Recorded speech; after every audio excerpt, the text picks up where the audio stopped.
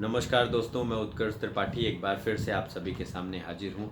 दोस्तों, आज अपना टॉपिक है कि अकबर क्या सच में इतना महान था या फिर ये एक अफवाह है। दोस्तों, अकबर का जन्म 1942 में हुआ था। इनके पिता का नाम हुमायूं था और ये जहांगीर के पिता थे। होता क्या है कि बचपन में ही इनके माता पिता इनके साथ होते नहीं हैं, लेकिन माता पिता की परवरिश ना मिलना भी इनको पूरे जीवन काल में कभी दिखती नहीं है कहीं भी। और इनकी बुनियादी शिक्षा, बेसिक शिक्षा भी इनकी पूरी नहीं होती है, लेकिन इसका इसका भी ये एक बढ़िया तोड़ निकालते हैं। अपने ही महल के अंदर इन्होंने 24,000 किताबों की एक बेहतरीन लाइब्रेरी बनवाते हैं और जिसमें ये अपने कुछ शिक्षकों को बुलाते हैं और वो इनको किताबें पढ़ पढ़ करके सुनाते हैं और समझाते हैं उसका मतलब। अब होता क्या है कि धीरे धीरे इनका एनालिटिकल माइंड और इमोशनल माइंड, ये दोनों बहुत बेहतरीन तरीके से डेवलप हो जाता है। अब होता क्या है कि ये बहराम खान के साथ आगरा में रह रहे होते हैं। आगरा में बहराम खान के साथ रहते हैं, लेकिन होता क्या है कि जब ये शुरू होते हैं तब तो ठीक है, लेकिन जैसे ही जैसे ये 18 साल के हो रहे होते हैं तब बहराम खान में भी एक अकड़ आ जाती है। और ये चीज़ ये देखते हैं और देख करके चुपचाप ये बोलते हैं कि मुझको दिल्ली तत्काल जाना है, मैं शिकार करने जाना है, माफ़ करना, मुझे शिकार खेलने जाना है। और शिकार के बहाने ये निकल करके दिल्ली चले आते हैं और दिल्ली आ करके यहाँ से ये अनाउंस कर देते हैं कि कोई बहराम खान नहीं जी, मैं ही हूँ जो कुछ भी हूँ। और ये फरमान जारी कर देते हैं कि मैं शासक हूँ। अब होता क्या है कि बहराम खान वहाँ से जब थोड़ा टाइट होता है तो ये यहाँ से जा कर के और उसको दबा देते हैं वहाँ पे। और बहराम खान भी बहुत जल्दी हार मान जाता है, क्योंकि उसको पता होता है कि वो वैसे भी अकबर को मारना नहीं चाह रहा होता है। फिर उसके बाद अकबर को ये समझ में आता है कि पूरे भारतवर्ष में अगर सबसे ज़्यादा मजबूत कोई है तो वो हमारे राजपूत हैं। और राजपूतों को ये कब्जे में करने के लिए, जैसे आपका ये राजस्थान और ये गुजरात हो गया, राजस्थान और गुजरात पर तो इसलिए उनकी नज़र थी क्योंकि इंपोर्ट और एक्सपोर्ट किसी भी साम्राज्य को, किसी भी राज्य को ग्रोथ करने के लिए सबसे ज़्यादा ज़रूरी होता है कि वहाँ पर व्यवसाय होना चाहिए। और व्यवसाय का मार्ग वो हमको गुजरात बहुत बड़ा एरिया मिल जाता है जिससे हम इंपोर्ट और एक्सपोर्ट कर सकते होते हैं। अब होता क्या है कि इधर राजस्थान में आमेर पर ये सबसे पहली चढ़ाई करते हैं। अब आमेर के राजा मान सिंह को ये जाते हैं और राजा मान सिंह बिना लड़े ही हार मान जाते हैं और ये वहीं उनकी राजकुमारी रानी जोधाबाई, आप सब जानते होंगे, रानी जोधाबाई से ये अपनी शादी भी कर लेते हैं। और उस शादी से ये मैट्रिमोनियल अलाइंसेस बिल्ड कर लेते हैं, जिससे ये इनको राजा मान सिंह को अपने परिवार का हिस्सा बना लेते हैं।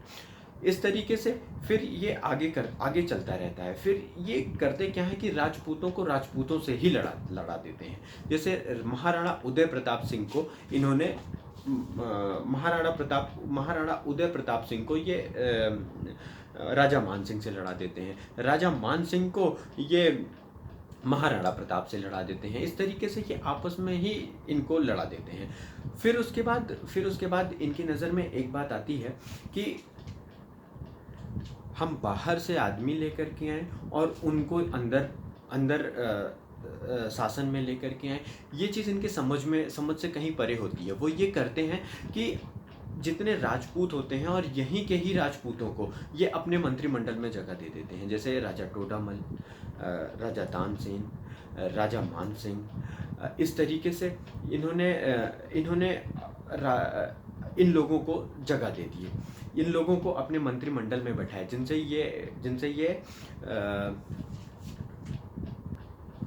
जिससे इन्होंने एक विस्तार की नीति अपनाई। होता क्या है कि बाज बहादुर मालवा का शासक होता है। एक बार की बात है, बाज बहादुर जो है वो मालवा का शासक होता है। अब उससे लड़ने के लिए इन्होंने आदम खान को भेजा। अब आदम खान का तो वही तुर्किश स्टाइल, वो गया और वो गया, बाज बहादुर को हराया और वहाँ पर बैठ करके शासन करने लगा। अब उनकी बहन बेटियों के साथ गलत गलत काम करना, उनको परेशान करना और उनको अपना दास बना लेना, इस तरीके से वो करता है। और ये चीज़ देखते हैं अकबर और उनको अच्छा नहीं लगता है। वो आते हैं और ये बोलते हैं कि आदम खान तू चुप कर, और बहराम खान को बुलाते हैं और कहते हैं कि देखो मैं आपका शासन आपको लौटाता हूँ, आपकी सत्ता आपको लौटाता हूँ, सब कुछ लौटाता हूँ, बस अब आपको ये इतना करना है कि टैक्स हमें देना है थोड़े बहुत, और जब भी हमें ज़रूरत लगेगी तब आप हमारी मदद करिएगा, हमारे युद्ध में आपको पूरी मदद हमारी करनी है। ये करते क्या है कि उसी समय एक मनसबदारी इन्होंने बिल्ड करी। मनसबदार का मतलब ये होता है कि इनके लिए घोड़े और हाथियों की बढ़िया व्यवस्था कराना, ये चीज़ ये व्यवस्था बनाते हैं। तो ये मनसबदारी ये दे देते हैं आप बाज बहादुर को। फिर और भी इन्होंने अपने कई सारे मनसबदार डेवलप किए, जहाँ से इन्होंने अपने लिए बेहतरीन इराकी और ईरानी घोड़े मंगवाए, जिससे ये लड़ाई में बहुत ज़्यादा इनके काम आते रहे। अब होता क्या है कि सूरत और बड़ौदा, बलूचिस्तान, इन सब जगहों में मिर्ज़ा लोगों का कब्जा होता है। अब ये जाते हैं और मिर्ज़ाओं को हराते हैं। मिर्ज़ा को हरा करके जब ये वापस लौट करके आते हैं, ये फिर से आते हैं आगरा। अब थोड़े ही दिन बाद फिर से मिर्ज़ा रिवोल्ट मार जाते हैं और वो कहते हैं जी कोई अकबर नहीं, मैं ही हूँ जो कुछ भी हूँ। फिर उसके बाद मिर्ज़ा लोगों को लगता है कि अब अगर अकबर फिर से लौट करके आता है तो उसको यहाँ पर लौट के आने में पूरी तैयारी के साथ मिनिमम 2 महीने लगेंगे।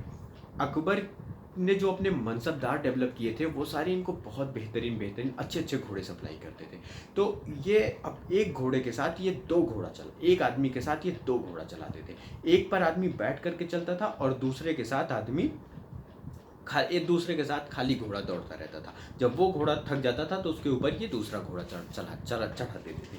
इस तरीके से इन्होंने 30 दिन की जर्नी को 45 दिन की जर्नी को ये मुश्किल से 10 दिन के अंदर कवर कर दी। ये एक अनएक्सपेक्टेड ट्विस्ट था। फिर होता क्या है कि ये वहाँ पर फिर से मिर्ज़ाओं को मार करके और फिर से शांत कर देते हैं, पूरी चीज़ों को फिर से अपने अनुकूल बना लेते हैं। फिर ये वहाँ से लौट के आते हैं। अब इनके अंदर एक बहुत अच्छी खासियत थी, ये कभी भी धर्म परिवर्तन के लिए भी किसी को परेशान नहीं करते थे। आपको अगर मुसलमान धर्म स्वीकार करना है तो भी ठीक है, अगर आपको मुसलमान धर्म नहीं स्वीकार करना है तो भी ठीक है। बल्कि इन्होंने क्या किया था, आपने देखा होगा कि चाहे जिसकी भी बेटियों से इन्होंने शादी की हो, सबके लिए कृष्ण भगवान का मंदिर रहता था। जोधा अकबर आप लोगों ने पिक्चर देखी होगी। तो होता क्या है कि इस तरीके से ये एक दीने इलाही करके ये चीज़ों को मानते हैं कि सभी एक ही जगह बैठ करके आकर के अपने एक जगह मंदिर मस्जिद, उसी एक जगह चर्च, क्रिश्चियन, पारसी, सबके लिए ये व्यवस्था बनाते हैं और वहाँ पर सब लोग आकर के अपने भगवान को माने, प्रार्थना करें। इनमें एक बहुत अच्छी क्वालिटी थी कि अगर आप हिंदू हैं तो इनके शासनकाल में आपको परेशान नहीं किया जाएगा। इनके शासनकाल में आपको स्वतंत्रता से रहने के लिए मुसलमान होना कोई ज़रूरी नहीं था। इन्होंने बल्कि उसी जगह अगर आप बात करते हैं और औरंगजेब की, तो उसने क्या किया था कि अपने पिताजी को ही जेल में बंद कर दिया था, अपने भाई को मार डाला था, और इन्होंने अपने पिताजी के लिए हुमायूंस टॉम्ब बनवाया और इस तरीके से इन्होंने काम किया। जैसे ये औरंगजेब क्या करता था कि अगर आप गंगा में नहाने जा रहे हो तो उसका टैक्स देना होता था, और इन्होंने ये सारे टैक्स माफ़ कर दिए। अगर आप हिंदू हो, अगर आपको टोल देना होगा तो आप 5% टोल देंगे। अगर आप मुस्लिम हैं और व्यापारी हैं, गुड्स एंड सर्विसेज लेकर के जा रहे हैं, तो आपको मात्र 2.5% टैक्स देना पड़ेगा। तो इस तरीके से इनके में बहुत समस्या थी। तो आप लोग इस बात को अब खुद समझिए कि अकबर कितना अच्छा था, कितना बुरा था। बहुत बहुत धन्यवाद। अगर आपको अच्छा लगा हो हमारा वीडियो तो इसको लाइक करो, शेयर करो, सब्सक्राइब करो, इससे हमें मोटिवेशन मिलते हैं। हम बहुत मेहनत करके आपके लिए वीडियो और जानकारियाँ इकट्ठा कर करके आपको देते हैं। बहुत बहुत धन्यवाद।